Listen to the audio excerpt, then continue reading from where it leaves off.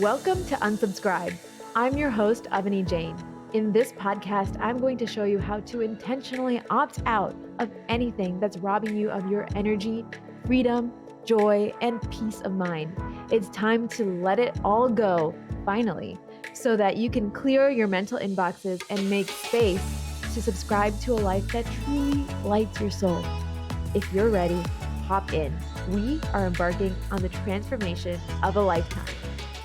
Hello, everyone. Welcome back to another episode of Unsubscribe. I'm so excited to be here behind the mic once again and sharing with you today's topic because, oh my goodness, I have been getting so many downloads and inspiration and ideas on what to talk about when it comes to showing up online and how we make showing up online fun again. Because let me tell you, if you are a creator, an entrepreneur, a freelancer, a blogger, someone who shares in the world, we have been on a journey the last several years.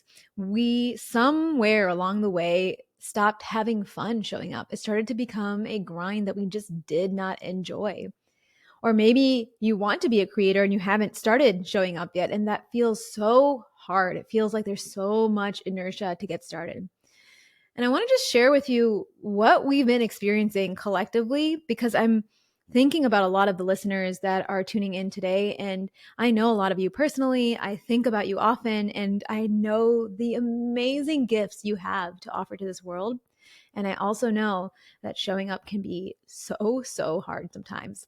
Somewhere in between the blur of the pandemic in 2020 and everyone coming out into the world again years later and showing up in social events and other things that are happening in our lives. Maybe we had big life events happen. We got married, or we left a relationship, or grew a family, or had other big life-changing moments. Things happened the last several years. Now it's 2024, 4 years later, and things have changed. Life has changed. So have we. And showing up in the same way that we used to once, maybe 2 years, 3 years, 4 or 5 years ago, it's hard. It doesn't feel right. It feels so out of alignment. And honestly, maybe it even feels unsafe. We feel really exposed. We're in this new identity, new version of ourselves, the 2024 version of ourselves, and we don't know how to show up in that big, bold, energetic way that we once might have used to, or maybe that way that we want to one day again. So if you're in this position, if you're someone who used to show up in a big, bold way and you'd like to again sometime, or you haven't even done that yet, you haven't started your idea, your blog, your business, but you really want to, you know there's something big that you have inside of you that needs to be put out into the world. If you're in that position, this podcast episode is for you. It's for all of you. And showing up can look different. I'm going to talk a lot about showing up online in today's podcast episode, but many of us show up in other ways with our families, in work, in our careers. And there's a lot that I'm going to be talking about here that could be extrapolated and applied to those scenarios as well. But I want to take you back first to a story, an experience that happened to me in June 2020. June 2020, I had worked on the coolest digital product offering I had ever made. It's still to this day the coolest thing I've ever made from a digital product offering standpoint. And oh my gosh, I was just so excited to put this amazing proposal builder out into the world. It was called Proposals That Sell Themselves. And I had put everything I had learned from creating over $1 million in revenue at that time in my agency, put everything I learned about making proposals that really sell, that you send them to your client and they say yes. Your potential client says yes, they sign up, they're ready to go. Really high converting proposals. It was and is, it's still available, by the way, such a good product because it gave you scripts, it gave you everything you needed to write an amazing proposal. And when I put that onto the world, I sent a lot of emails promoting it. I was just so excited. I was showing up, sharing about it, and it was big. It was so exciting for me. And I remember I sent a specific email with some language that rubbed someone the wrong way. And Today I look back and it feels like, oh, maybe it was a small misunderstanding and it wasn't actually that big of a deal, but I allowed it to be a big deal. I sent an email talking about, at that time we were coming out of our, what is it called? Lockdown. At least where I live, we were experiencing the end of a lockdown and people were cautiously going out into the world, wearing masks, being really, really, really careful. And I had some copy in there alluding to that. And I remember I got a response from somebody who had been on my email list, and she said that I was being insensitive. I didn't understand the intensity and the gravity of the pandemic, and I was just making light of the situation. I responded in the best way that I could, and I'm pretty sure that person unsubscribed from my list, totally fine. But I know deep inside of me that my words were taken and twisted in a way because somebody was really upset with what was happening in the world. And it was an upsetting time. I get it. It was such an upsetting time. There were so many things happening in that time that we didn't know how to navigate through. And I didn't know either. So I remember that email exchange and I allowed what this person said to cut deep. I allowed it to mean something about me. I allowed it to mean that I wasn't cut out to do this, to communicate in this big, bold way with others, to sell online in this big, bold way. And so I stopped. I let what she said dictate the next 4 years of me showing up online. I allowed it to make me play small. I shut down my podcast. I stopped promoting things. I pulled inwards. And I have to say, it's not that I sat around and did nothing. In the last 4 years, I scaled my agency to an incredible place. I grew a team and we had some really great things happen in our lives, me and Tushar, and just incredible time. Like the last 4 years have been the best 4 years of my life. But in this one piece, this one angle, it wasn't so much. I shared online. I shared on stories. I've been always on stories, sharing with you my workouts, sharing what I'm doing, what I'm eating, because that felt natural to me. But it was in a small way. I was giving you snippets. I wasn't going deep anymore until 2023. And that's when I really took a look at everything on the table. And if you listen to episode 1, I talk about this on there. I talk about how I needed to do something different. And I needed something where it felt like I was being in my purpose. And that's what this podcast, Unsubscribe, is all about. I found a way to use my voice and started showing up for the podcast. And I want to tell you how I made that transition and what I've been doing in order to keep showing up behind the mic, in front of guest podcasts, in front of the camera, on Instagram, on Reels, on stories. I want to share that with you today because this whole time, 2020, 2021, 2022, 2023, I was incubating. I was processing that incident and that person who said, hey, you're so off base. I shouldn't even say you're not a good person, but that's literally what I thought about myself. Like, I'm not a good person. How could I have thought that she could have understood this? But the thing is, no matter what I said in an email or online or with friends, no matter what I say, even today on the podcast, you can take my words and you can twist them to make them mean whatever you want. And you can portray me as the bad guy. That is up to you. And I know there's going to be moments in the future where I'm misunderstood once again.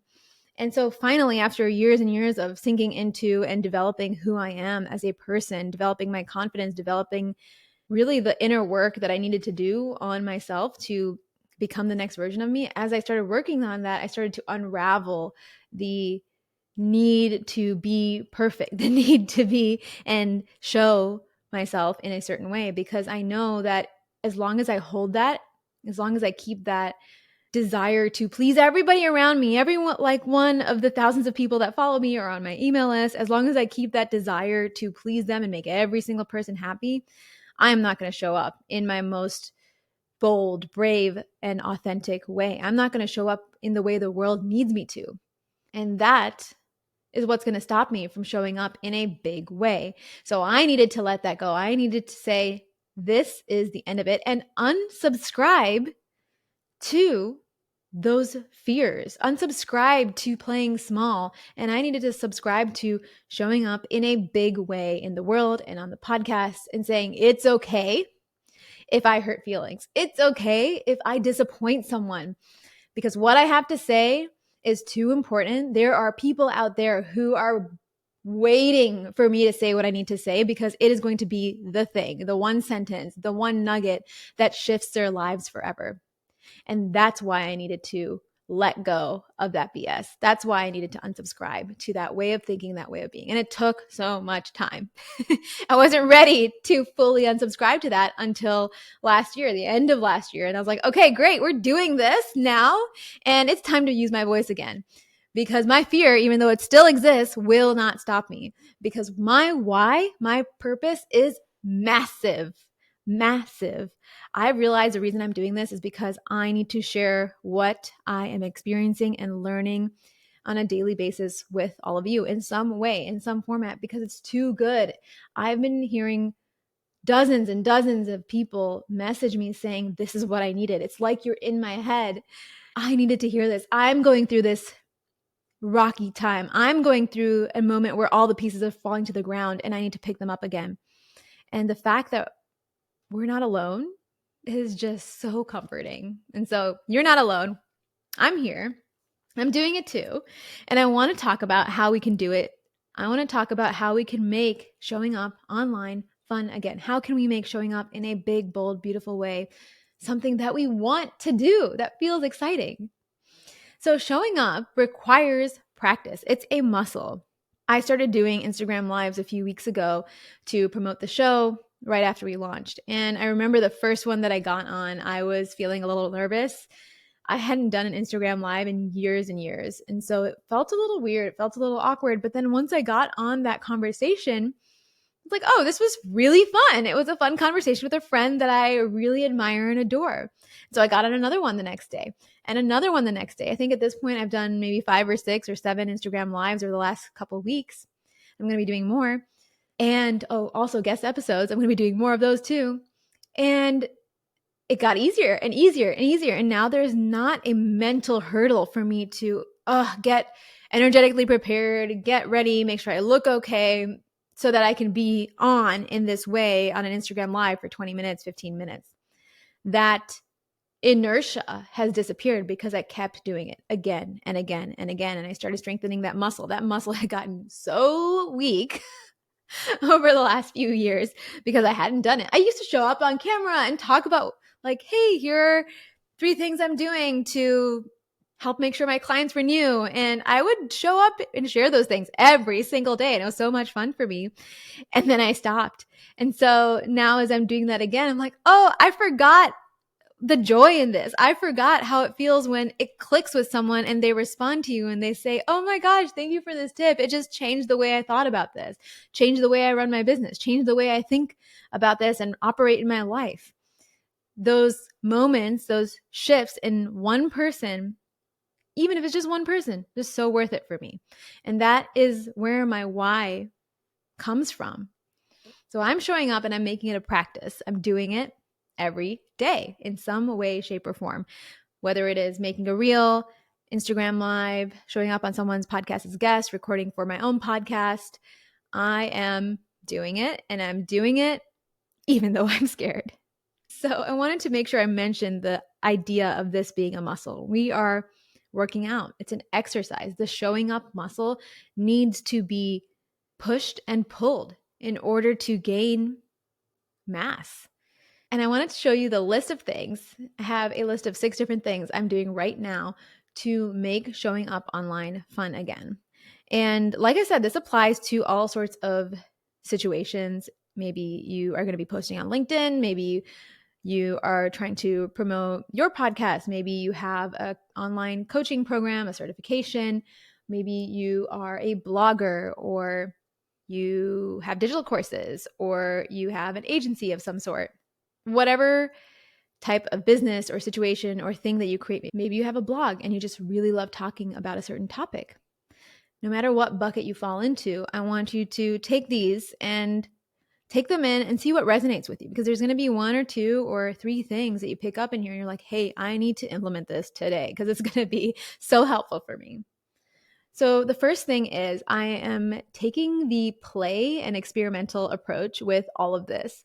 And I'm not holding on too tightly to anything.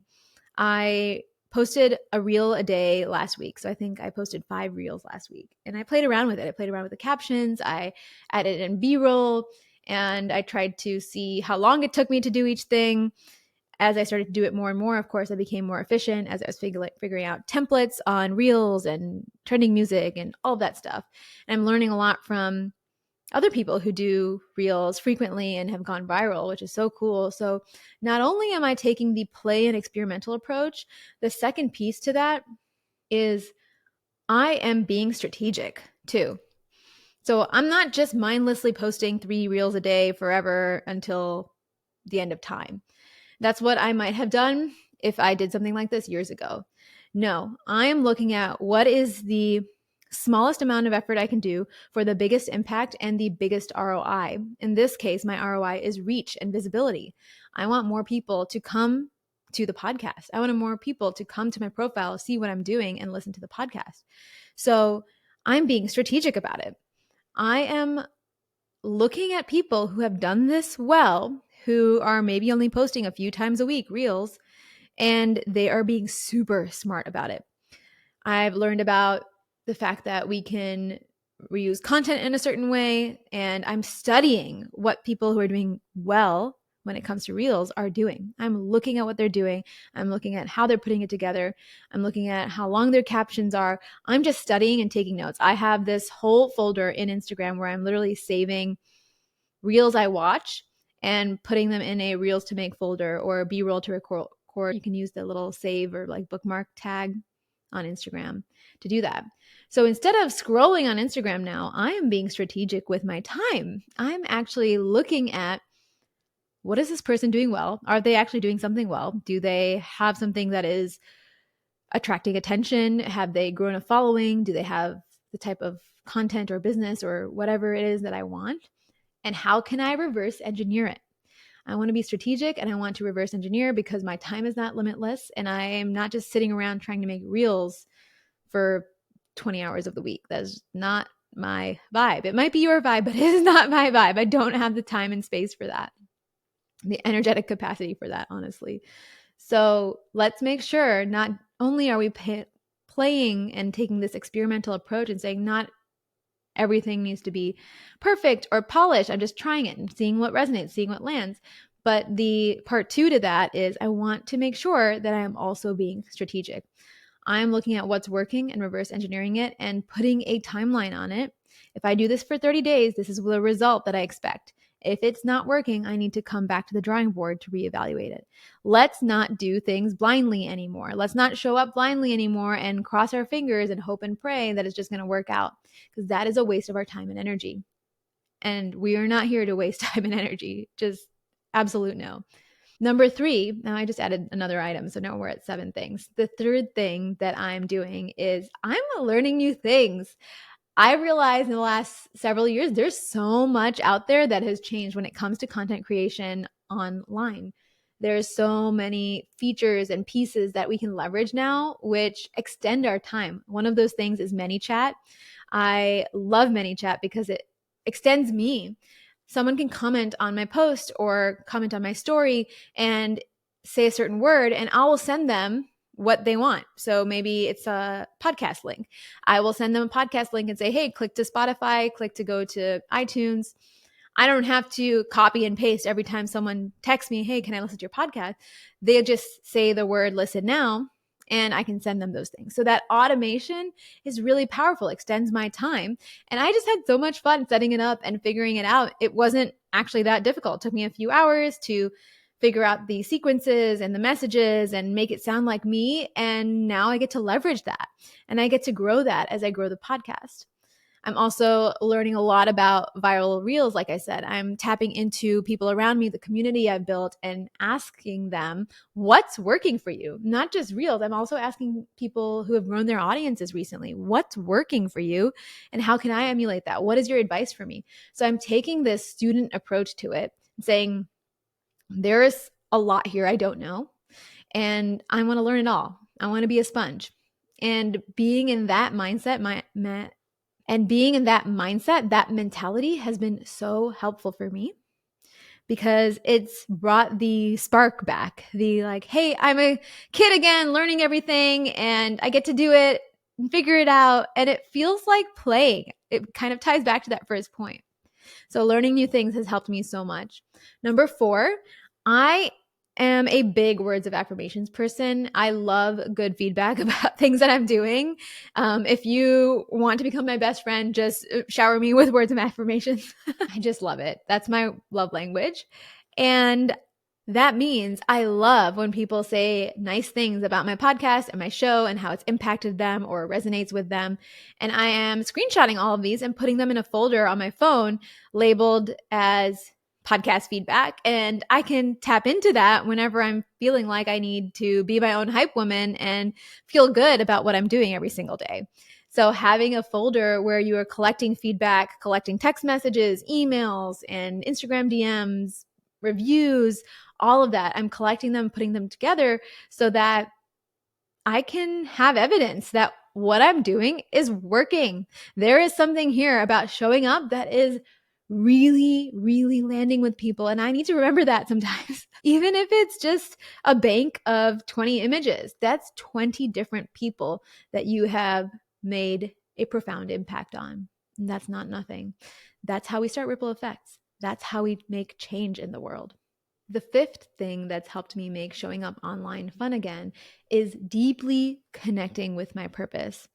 I know without a shadow of a doubt that I am put here on this earth to be an expander for other people. I'm here to expand what is possible for others, for myself and for others.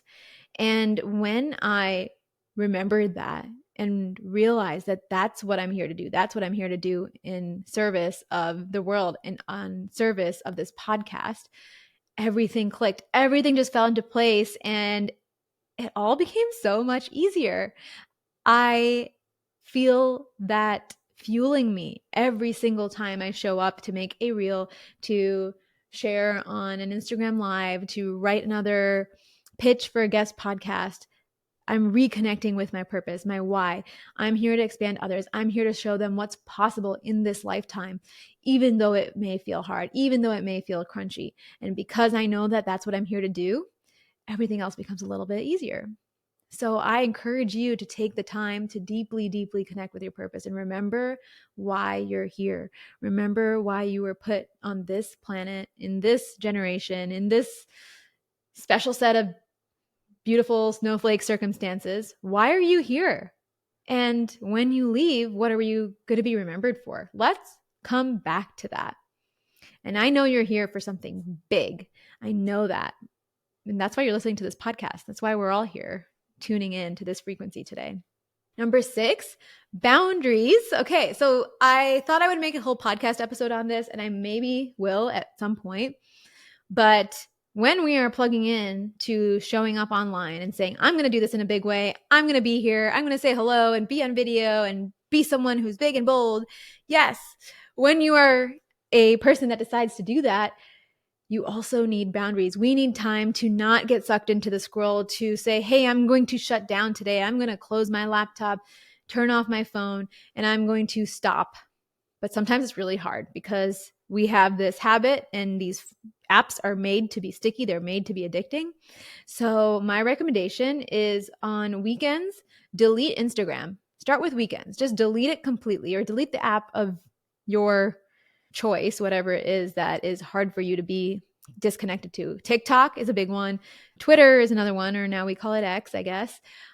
Whatever it is that you are sucked into and you feel yourself going into this like tunnel vision, doom scrolling place, delete that app for the weekend so you can come back to the present, so you can come back into your body and remember that you're a person that gets to live a life too.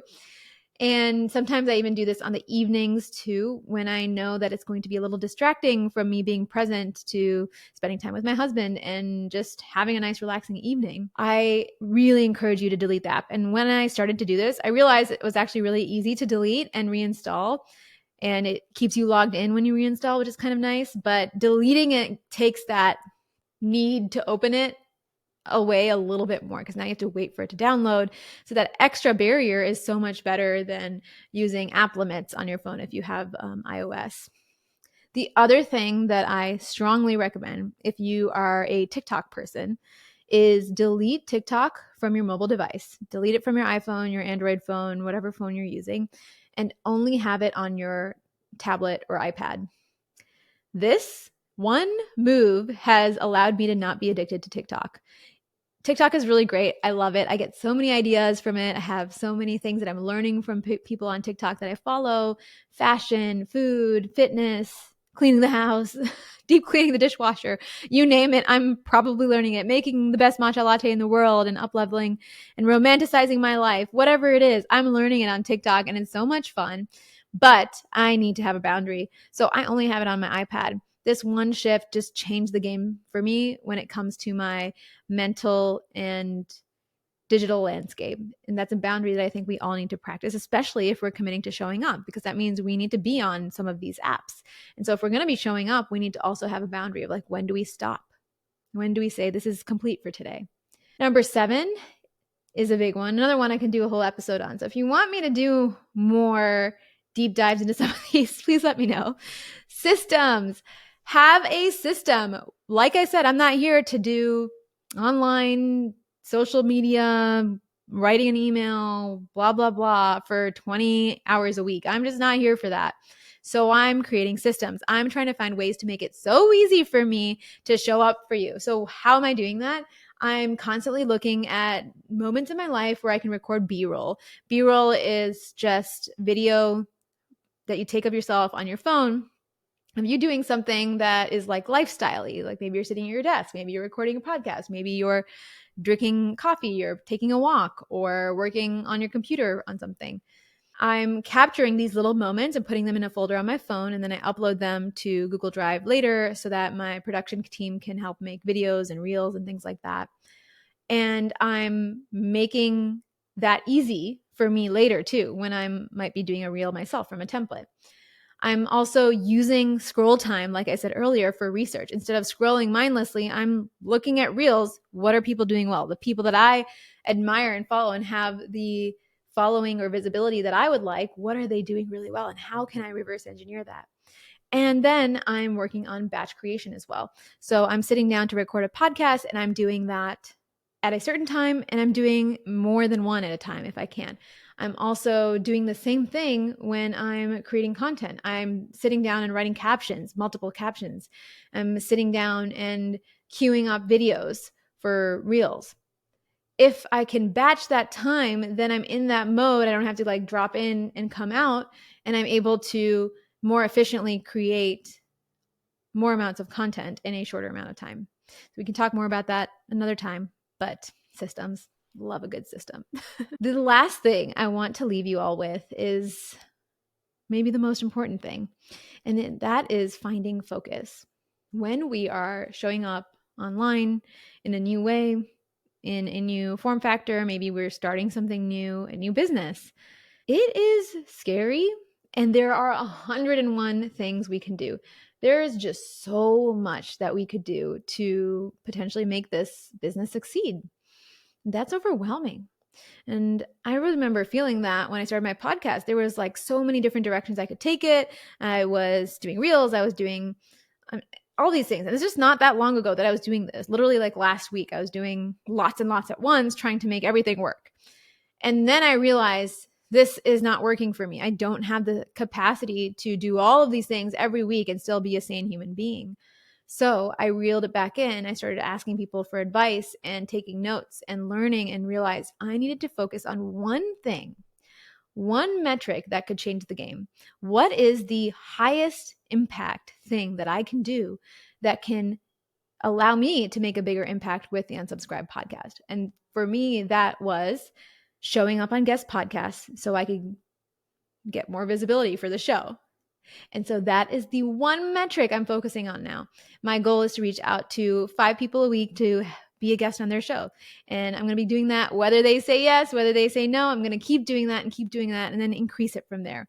And I'm so excited about this because it has made everything feel a lot simpler. It has made everything feel just a tad bit easy, a tad bit lighter. And now I know what my marching orders are. I don't need to try to think hard about it. I don't need to figure it out. I don't need to schedule 10,000 things in a day that literally has no time or space for anything else. I get to allow it to be simple. So, my recommendation for you is find that one metric that can change the game for you. Is it reach on Instagram stories or live? I think if you have a business account, you can look at your reach. Is it new followers? Is it number of guest podcasts that you're on? Is it number of lives that you do? What converts really well for you? Is it number of webinars that you do, or number of ads that you run, or number of JV partners for, having an affiliate for your program, the partners that you have that you're launching with? What is the one metric you can focus on that could change the game for you? And set a goal for yourself to go after that one metric. And this might take time to figure out, but I want to make sure that I talk about this because showing up is fun and beautiful and impactful, but I also want to make sure that we're showing up in the way that not just impacts other people, but impacts our lives the way we want it to as well. Because if that happens, that gives us the fuel to show up more for other people. And this amazing wheel starts to spin. It's really, really beautiful. So that is what I wanted to chat with you about today. I'm beyond excited for all of you that are going to start showing up in a big way in the world in 2024, in whatever it is that you're doing. And when you do, let me know, because I will follow up with you. If you tell me, hey, I'm going to show up in this way, I will follow up with you. I'll be your accountability partner. And I want to see the reel that you make. I want to see the podcast episode that you post. I want to see the blog post that you make. And I want to read it. And I want to celebrate you. So please let me know how you are playing big again, how you are showing up in a massive way, how you are being brave in this time of your life, because we're all going to do it together. And that is what's going to change the world. I love you all. Thank you so much for listening in to today's episode, and I will talk to you again soon.